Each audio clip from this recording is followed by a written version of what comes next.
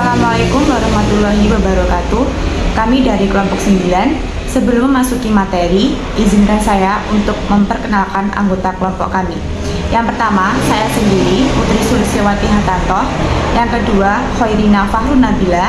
Yang ketiga, Sofi Nursyana. Dan yang terakhir, Nur. Baik, langsung saja. Di podcast kali ini, kelompok kami akan membahas materi tentang perkembangan problematika emosi. Materi yang pertama yaitu perkembangan emosi. Perkembangan adalah bertambahnya kemampuan atau skill dalam struktur dan fungsi tubuh yang lebih kompleks dalam pola yang teratur dan dapat diramalkan sebagai hasil dari proses pematangan. Sedangkan emosi adalah suatu keadaan yang kompleks, dapat berupa perasaan atau pikiran yang ditandai oleh perubahan biologis yang muncul dari perilaku seseorang. Emosi dapat dikelompokkan ke dalam dua bagian, yaitu emosi sensoris dan emosi kejiwaan atau psikis. Emosi sensoris adalah emosi yang ditimbulkan oleh rangsangan dari luar terhadap tubuh. Contohnya seperti rasa dingin, manis, sakit, lelah, dan lain sebagainya. Yang kedua yaitu emosi kejiwaan atau psikis. Emosi kejiwaan atau psikis adalah emosi yang mempunyai alasan-alasan kejiwaan, contohnya perasaan. Selanjutnya yaitu problematika perkembangan emosi. Ada penakut, pemalu, pencemas, minder, dan agresif. Yang pertama yaitu penakut, merupakan keadaan yang berarti merasa gentar dalam menghadapi sesuatu. Apapun yang dilakukan akan menganggap suatu masalah atau bencana yang besar. Setiap anak tentunya akan memiliki rasa takut, tetapi juga ada rasa takut yang wajar, ada pula yang berlebihan, bahkan yang sangat berlebihan, sehingga menimbulkan masalah sosial atau emosi pada anak. Yang kedua yaitu pemalu, merupakan bentuk ketakutan yang ditandai oleh penarikan diri dari hubungan dengan orang lain yang tidak dikenal atau tidak sering berjumpa. Dapat pula diartikan tidak enak hati, rendah diri, dan segan melakukan sesuatu karena agak takut dan merasa kurang senang.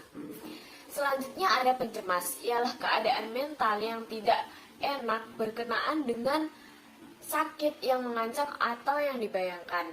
Ditandai oleh kekhawatiran, ketidakenakan, dan perasa yang tidak baik yang tidak dapat dihindari oleh seseorang, disertai dengan perasaan tidak berdaya karena merasa menemui jalan buntu dan ketidakmampuan menemukan pemecahan masalah yang dihadapi. Kemudian ada minder, diartikan sebagai perasaan yang menjadikan dirinya kurang mampu dibandingkan temannya atau anak yang lain. Juga disebut dengan ketidakpercayaan pada diri sendiri. Perasaan ini merupakan masalah yang berbahaya dalam diri anak karena dapat membuat kehidupannya seolah-olah hina, sengsara, dan tidak ada gunanya.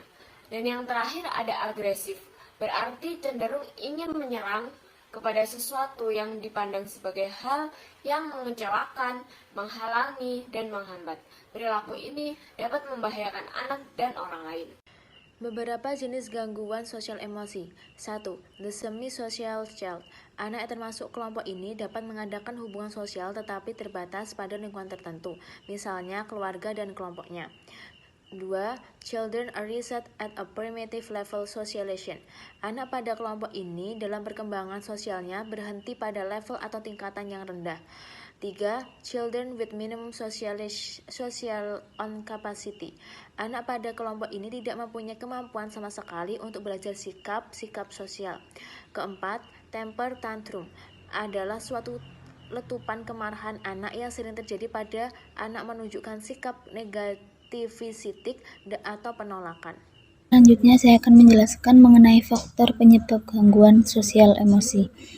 Timbulnya gangguan sosial emosional telah banyak dikemukakan oleh para ahli yang berkecimpung dalam usaha penanggulangannya.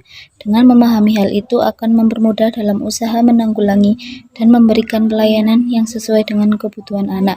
Dari berbagai faktor yang berkaitan dengan masalah gangguan sosial emosional, berikut dibahas mengenai keadaan fisik, masalah perkembangan lingkungan keluarga, sekolah, dan masyarakat. Yang pertama, kondisi atau keadaan fisik. Kondisi atau keadaan fisik telah banyak tulisan maupun penelitian yang mengupas masalah kondisi atau keadaan fisik dalam kaitannya dengan masalah gangguan tingkah laku, baik yang merupakan akibat langsung maupun tidak langsung. Yang kedua, masalah perkembangan. Masalah perkembangan di dalam menjalani setiap fase perkembangan individu sulit untuk terhindar dari berbagai konflik. Mengenai hal itu, Erikson yang dikutip dalam Sujihati Somatri menjelaskan bahwa setiap memasuki fase perkembangan baru, individu dihadapkan pada berbagai tantangan atau krisis emosi.